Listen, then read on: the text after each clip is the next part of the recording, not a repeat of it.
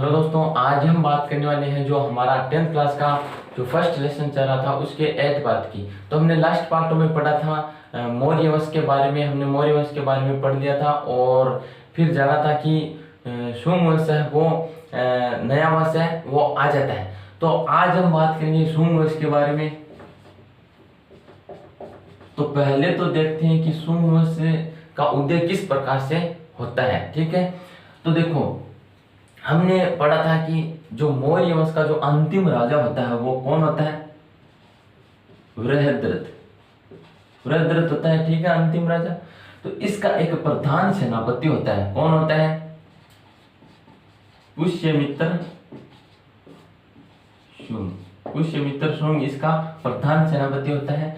तो ये क्या करता है सेनापति? इस राजा की हत्या कर देता है और खुद राज सिंहासन पर बैठ जाता है। तो इस प्रकार से जो शुंग वंश है वो आता है, गद्दी पर बैठता है, सिंहासन पर आता है। शुंग वंश का उदय होता है। कब उदय होता है?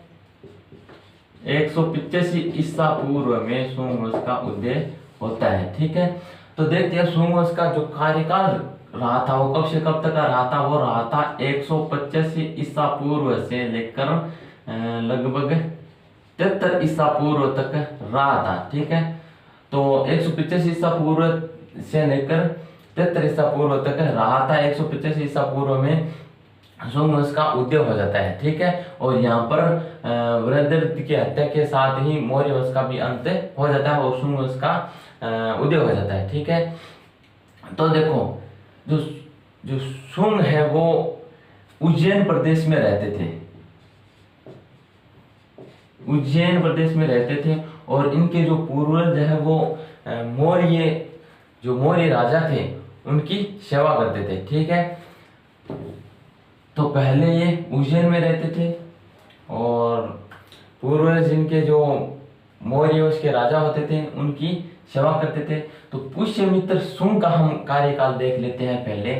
तो पुष्यमित्र शुंग का जो कार्यकाल है वो रहता है 185 ईसा पूर्व से लेकर 151 ईसा पूर्व तक का पुष्यमित्र शुंग का कार्यकाल है वो रहता है। ठीक है, इसके अलावा देखो पुष्यमित्र शुंग ने कई युद्ध भी जीते थे, कई युद्ध भी जीते थे। ठीक है, और इसने 2 बार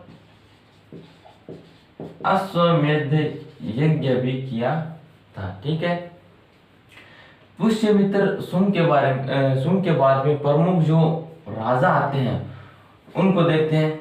एक तो आता है अग्निमित्र, ज्येष्ठमित्र, ठीक है, भद्रक, भागवत, ठीक है, और देवभूति।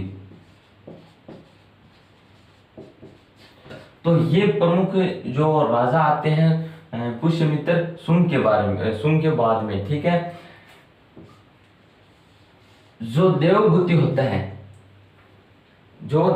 होता है उसको 73 ईसा पूर्व में एक सोमदेव, क्या नाम होता है? सोमदेव कणव होता है। वो सोमदेव कणव ने 73 ईसा पूर्व में देवभूति को सिंहासन से उतार दिया था।